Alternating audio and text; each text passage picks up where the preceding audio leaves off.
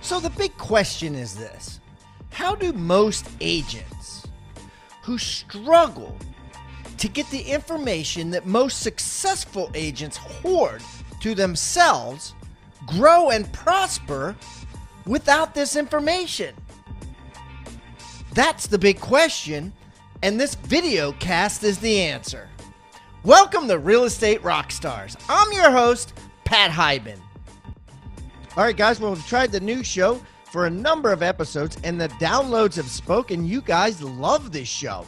Wow, I am so honored that we can do an engaging and fun and current show that agents from all over the world are listening to and learning from about what's happening in our beloved real estate industry. So we're going to keep it up. We're excited, and welcome to today's State of the Market. Welcome, Rockstar Nation. Thanks for tuning into the State of the Market podcast with your host, Pat Hiban and Kevin Kauffman.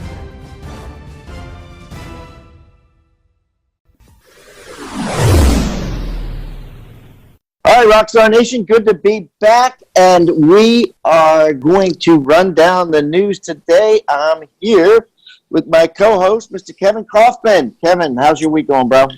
Good, Pat. How's it going, brother? Glad to be back. Yeah, absolutely. So let's get right to it, man. What's happening in real estate news this week? Yeah, man, my buddy. I call him my buddy. I've only met him a couple times, and talked to him a few times. But Adam Contos, the CEO at RE/MAX, seems to have pulled off a pretty cool deal. Some sort of alignment there with Redfin and RE/MAX teaming up for the Redfin referral program in something like 5,000 different zip codes across the U.S. and Canada, where Redfin will be using RE/MAX agents exclusively as their referral partner. I found that to be pretty, that's a pretty big deal. I messaged him earlier and said, dude, that's pretty huge, making some waves. And he said, thank you. I'm imagining he's having a busy day today. That's a big deal, man. Redfin generates a lot of business for their referral partners there in the markets that they don't serve themselves. Well, so let's talk about that, because, the funny thing is Redfin is not that, big of a company, really, right? Like, they don't have that many agents. And you got to wonder at some point, is this their business model of the future? You know what I mean? Are they saying, hey, we might not want to be a real estate brokerage. We may just want to be a, referral brokerage. And because they have put so much money in technology, and their tech is good, man. I mean, I use their app personally because it works well, And, exactly. So they've got so much money in the tech space that, I could see this being, bringing in more money for them than their agents do. And now the thing with Redfin that people need to realize is, the agents that they do have on the ground are salaried agents. And traditionally what their model was they would salary the agents, and then they would give a 15% or equivalent of 15% or somewhere close to that of the co-op commission back to the buyer who bought the house, right? And then they would also, list houses at 1%, right? That was their thing. Advertised still to this day on their website, 1% listing fees. And they were able to do both of those things because they have salaried agents, right? Because, they don't have to give half to the agent or a split to the agent or 70-80% to the agent, Yeah, man, this is an intriguing number one partnership, and to your point, Pat, I think you could be onto something. I wonder if this is a sign of things to come with their future business model. I mean, realistically, when you look at it, Redfin really is a real estate team that operates as a brokerage, right? They really are just a big giant. I mean, I used to sit in these rooms with Gary Keller in what he called his pirate mastermind over the last couple of years, and he actually said this to us, I don't know, somewhere in 2016, like, you guys got to realize, and he's talking to a group of us probably 15 or 20 of us expansion agents that he said, Redfin is actually your biggest competitor. You just don't realize. You think of them as a brokerage. They're an expansion team. They're just like you. They're just way ahead of you. And so when Gary first said that to me, it gave me a totally different viewpoint on Redfin and what their business model is. And so coming from that thought process, when I see, quite frankly, a 25% referral fee is what they're going to get back, from the agents. And while they do get 30% back from their other agents that are non-Remax, at the end of the day, that's a pretty dang good amount of income considering they're not servicing the actual transaction. And that's a good business model. And the technology exists, right? Like it is. Oh yeah. It already exists. It's not like they got to build it. Now, obviously they got to improve it and do app updates and all that stuff. But at the same time, it already exists. So imagine just having a way to get buyers to raise their hand in mass and just flipping them to agents all day long. Referral fees tend to be very fat. You know what I mean? They tend to be, even at 25%, that's a lot of money. As a matter of fact, it's probably more than most agents make in profit per deal. I know people come on this show with, large teams and that sort of thing, make, less than 25% profit. So, for them to get, like you say, 25% and not really have to do anything for it, it's cash cow. I think, I don't know, but I think you're onto it, Pat. I mean, it is, this could be a cash cow for them. I'll tell you too, this reminds me of the Dave Ramsey program. Yeah, I was going to say that. That's funny. Yeah. I joined that many moons ago. I'm no longer I did a member. too. Yeah. I chose to opt out recently, a couple years ago. But I'll tell you, there was a point when I knew a few people inside that organization that were very clear that understand all the things that Dave Ramsey has going on. And they were very clear that real estate referral fees were the number one source of income for Dave Ramsey for the Dave Ramsey company. When you think about, I never heard that. Yeah, I believe it though. Yeah, think about it, like radio, books, all the stuff that they got going on, and seminars, referral fees. Oh yeah, the seminars, you name it. And so for Redfin's got an even more massive platform than Dave Ramsey's ever had. I got to imagine that at scale, this could be a really big deal for both them and, of course, the Remax agents. I mean, this is a pretty cool thing and something I'm going to keep my eye on here for the rest of this year and see what happens. My guess is it's going to be a big deal for both of them. Yeah, well, the cool thing is I got to see a picture of it, and it shows, so your listing, let's say you're with Umpty Ump Real Estate, your listing shows up on the portal, on the Redfin portal, of course, just like all others, and it says, book an appointment with a preferred partner agent, something like that. So you just automatically assume that it's, I don't think you care really at that level, whether it's a Redfin agent or Joe Schmo agent. You know what I mean? The point is they're saying, okay, book an appointment now with ease. And then what happens is it takes you to a calendar and you say you pick the day and the time and you book it. Dude, that's like pretty. That's pretty easy. You think about this. I was interviewing my friend Chris Heller recently on my podcast, and we were talking about consumer behavior and how really it's consumer behavior that drives the disruption and the technology in our industry. And you think about the behavior as a consumer, right? Is I want to be able to do that. I want to be able to point and click and then have what I want. And so if Redfin's already got this really great interactive display, this app, right, for the consumer. So people like you, people like myself, I was just having this conversation with another real estate pro I know from another large company this past weekend, and we both were like, yeah, we use Redfin, which was kind of funny because that was before this news broke.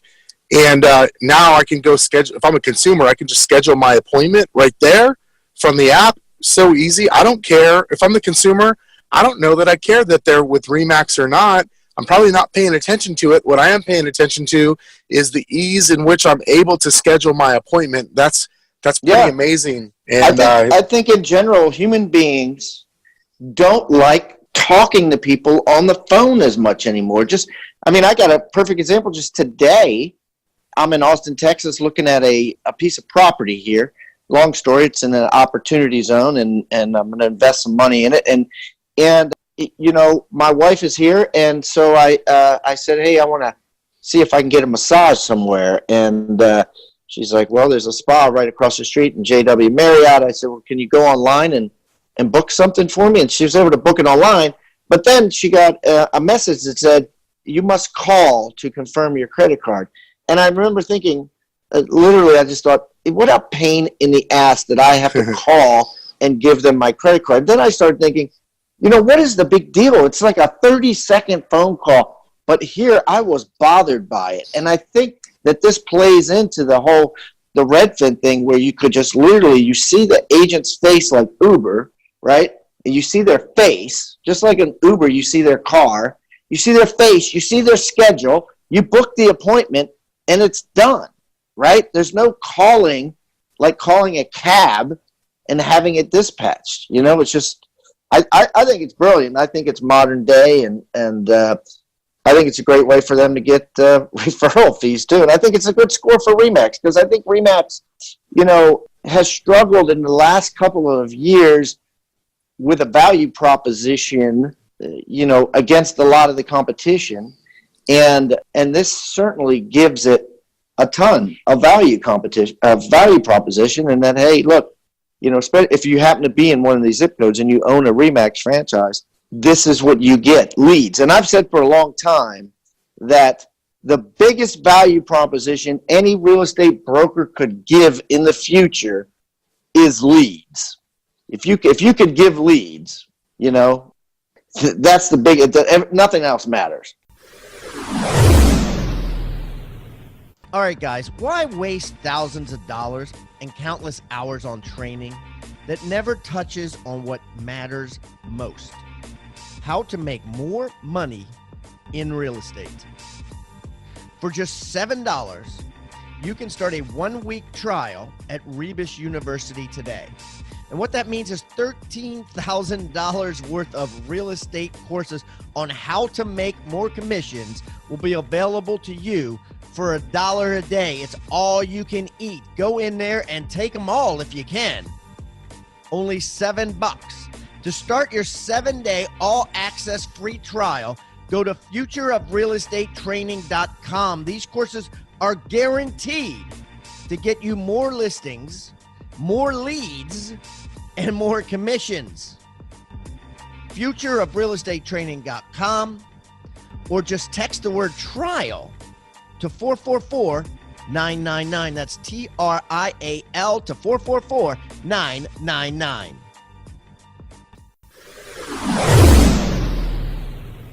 Yeah, I'll tell you, it's a big deal. And for what it's worth, I noticed that the Redfin partner program alone, so just referral fees pulled in, get this, Pat, $25.8 million of revenue last year.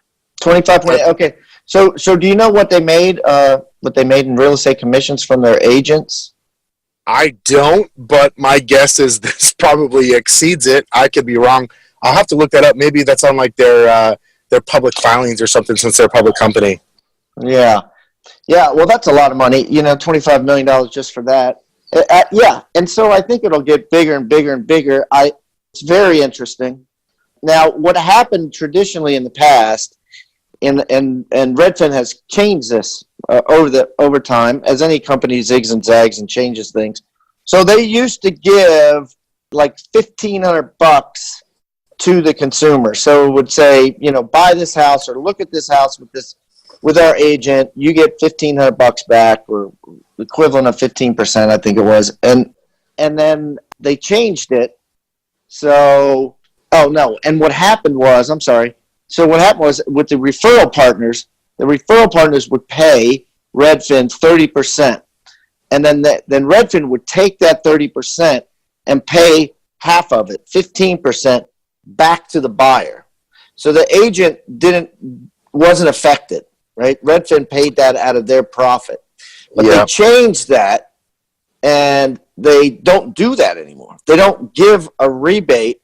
The only rebate that they give now is if it's over 200 grand, they'll give $500. And again, it comes out of the Redfin portion. It does not come from the agent. Now, I don't know what they're going to give with RE/MAX because RE/MAX was able to negotiate the 30% fee down to 25%. And they may have done it and said, okay, and then your agent has to give $500, or they may just be going away from that altogether. I was on the app earlier, and there was no mention to me as a consumer looking in my hometown of a $500 rebate or of any rebate. The only pop-up was the agent, the scheduler, and 1% listing fee, which would also be interesting too, because the RE/MAX agent part of the fun part of this business is a lot of buyers turn into listings.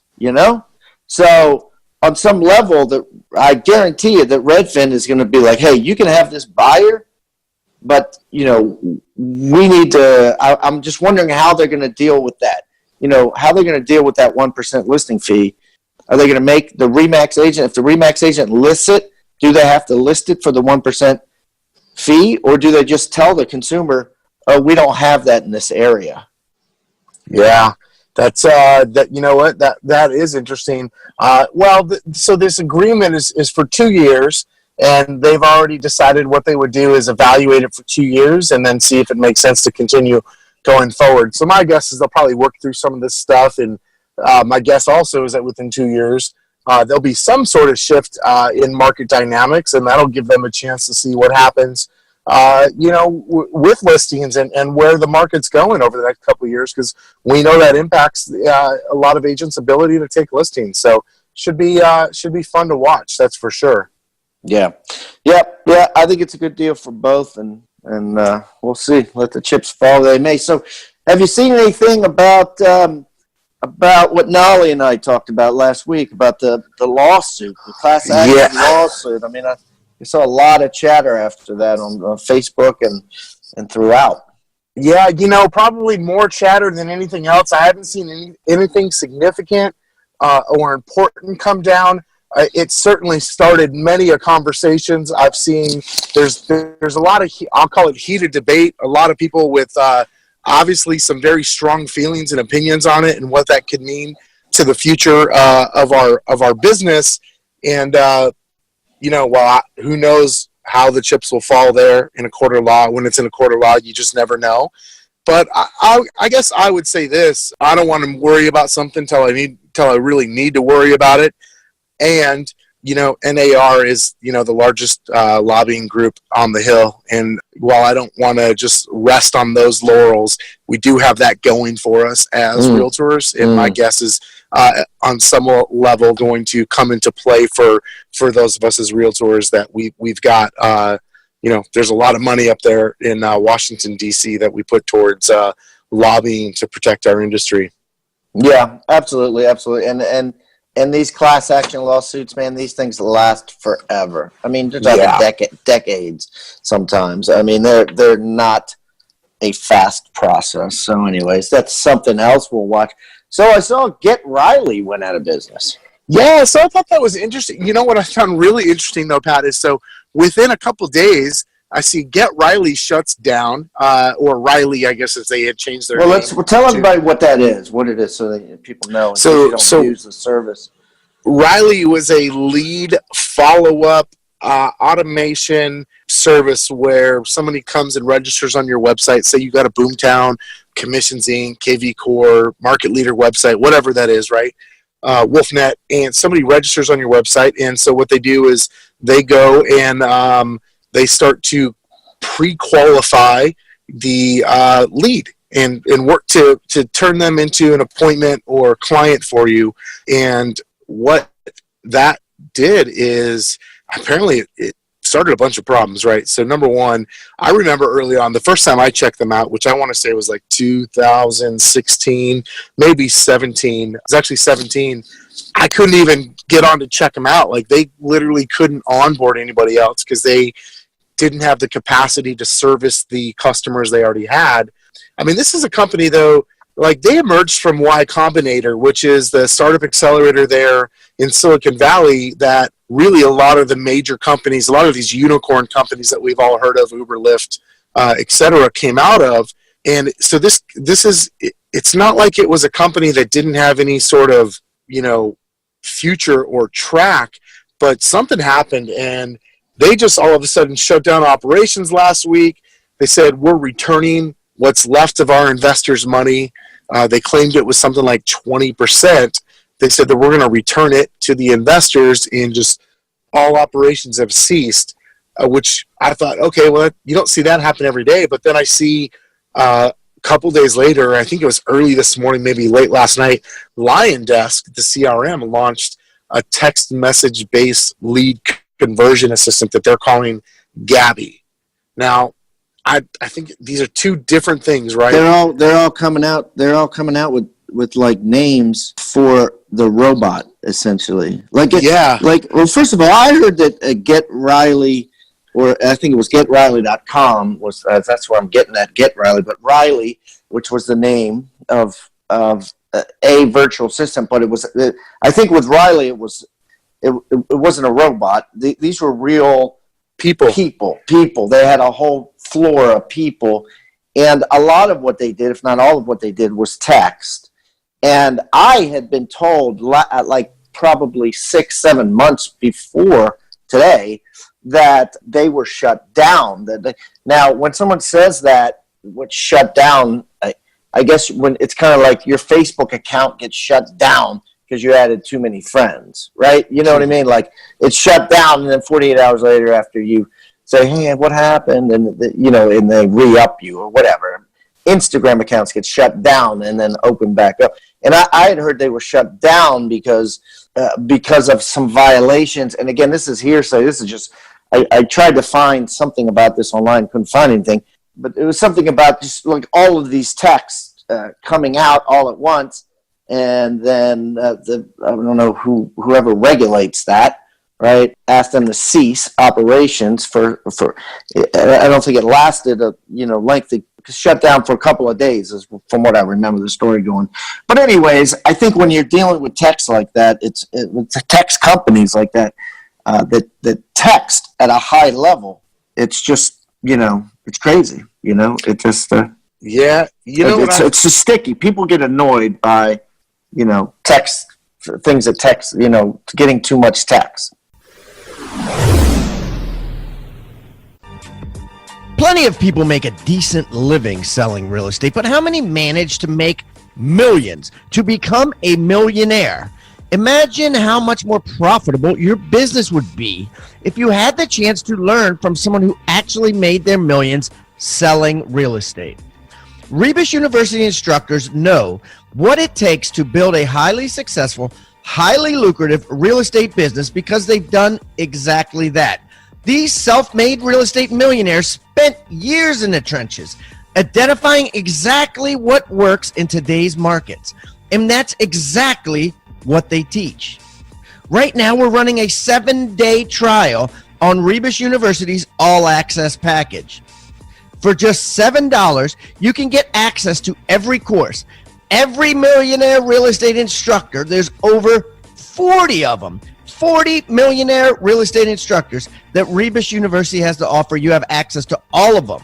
To start your 7-day free trial for only $7, go to futureofrealestatetraining.com. That's futureofrealestatetraining.com, or text TRIAL, TRIAL, to 444-999. That's TRIAL to 444-999.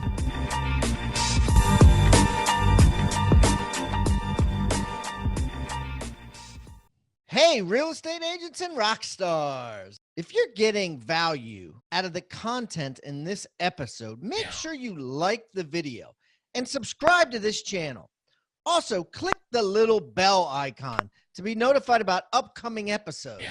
And I would also love it if you left a comment and shared the most impactful tips and tactics you've learned from the knowledge shared in this episode, or even maybe make a suggestion requesting a topic of what you'd like to learn in future episodes. I welcome any feedback below. Now, back to the episode. Yeah, and this is a personal preference. I'll say that. So you take it for what it's worth. It's my opinion. Throw it away. If you don't like it. But it's one of the. I don't, on my team. We don't have ISAs. I don't let anybody who's not a licensed realtor call one of my leads on my behalf or on our behalf, because I believe there is a certain level of conversation and real estate IQ we've got to have if we're going to engage with potential real estate clients. Now, yeah, you could say that's a limiting belief, but that is my thought, is that there's got to be a little bit of real estate IQ there. Now, maybe that can be built in with machine learning and artificial intelligence over time, but it seems like with the maybe Riley was just too early. One of the things I noticed was the co-founder, and I'm not even gonna try to pronounce his name, Pat. But his parting shot on the quote in the story I read was, "I'm less convinced that real estate lead qualification, and more specifically real estate CRM, is a $1 billion opportunity." He concluded, "I believe that the only way to create a mountain-moving business in real estate, one needs to change the paradigm of what it means to be a brokerage. More specifically, the transaction itself is where the value lies and the opportunity exists." And so I read that from one guy going out. Now we've got Lion Desk who's going deeper in and going, "Hey, we're adding an automated text service. Riley's out. They don't do it anymore. And we're going to add this in now as a feature to our CRM." Interesting and conflicting perspectives, right? Well, yeah, it'll be interesting because here's the thing. Like I was saying before, people get annoyed. I'm on a couple of text services, and when I get texts from them, I signed up for a couple of things. I couldn't even tell you what they were, just checking out the industry, real estate coaches, whatever. And now I get these random texts that come from a number I don't recognize, and they annoy me. They annoy me so much more than spam annoys me, from an email. So I'm just wondering if all of these companies that are basically follow-up services on real estate leads via text, if they could backfire, because it's so easy to be aggressive. And I'll give you an example of how it could backfire. I read a review from a real estate agent I know who I just went on Yelp to read her reviews, and she had a review there from a consumer who did not even buy a house from her, but said, "I called her office just to get a price, and they wouldn't stop harassing me and wouldn't stop calling and texting me." And they gave her a 1-star review. So that's just one of many ways it could backfire if people get totally annoyed by robots texting as a follow-up. Yeah, and you know what? That happens. I mean, I've had a bad review from a non-client, a non-customer as well, because one of my agents reached out to somebody who, quite frankly, registered on our website, gave us their information, requested more information, and then was upset that they followed up. And so, if a human being is making that mistake, and granted, sometimes the agents can cross the line. I get that. And we also know that sometimes there is a fine line, and knowing the difference between what's right and what's wrong with consumer behavior it's important, man. It really is. It's not a topic we should take lightly. I mean, so many real estate agents and real estate brokerages have been in trouble over cold calls and robo-dialing over the last couple of years that, there's text messages while it's different, it's also not very different and very much a hot button issue in the eyes of the consumer and probably even the FCC. Yeah, exactly. What else you got, brother? Any other good news this week? Dude, outside of that, I mean, I think there's not been a whole lot going on, that jumped out at me by any means. I've got a few things I've heard of happening, but I'll wait till next week's program when hopefully some of that will come to fruition. I think it's I'm really excited in a way, as someone who just loves our industry. I'm excited to see what happens with this Redfin and this Remax partnership and see what they learn. And because I think that's going to speak to a lot of the future of the brokerage world. Not much different than this last story that we just talked about. Well, I guess really all three stories. Take a look at the lawsuit. That has a lot to do with the way brokerage firms could potentially operate in the future. Mm-hmm. And then you take a look at this this text automation follow-up and the fact that, that really does touch on consumers quite a bit. I just feel this overwhelming sense, Pat, that we're in this era of change in our industry. And I think everybody knows that. That's why the words disruption and stuff gets thrown around. But that in the next 12, 24 months, the landscape is going to really be changed. And we're going to know as realtors, brokers, brokerage owners, etc., what it's like to kind of operate in the new world. Yeah, well, it's definitely going to be good. And like some comments I read about the RE/MAX Redfin, Finn, it's time to butter up the popcorn, sit back, and watch what happens, man, because there's going to be some fascinating things. I agree with you, going on. And real estate transactions as we know it are completely going to change in the next decade. So, and like you said, probably before. No doubt. Well, all right, brother. Then I guess we will sign off for this week. And I appreciate you, man, and love being able to chat with you here weekly on the State of the Market podcast. And look forward to next week's edition. All right, and everybody, listen, if you want to comment on any of this, go to Next Level Agents on Facebook or Real Estate Rockstars on Facebook and leave us a comment there. And we appreciate you. Talk to you all later.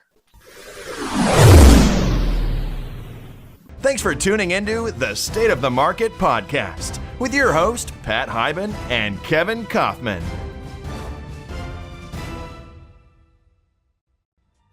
Thank you so much for listening to the State of the Market. If you have any news you would like us to cover, please go to Next Level Agents on Facebook or send an email to info@rebusuniversity.com. That's info@Rebus University, REBUS University.com, and we'll be sure to bring it up.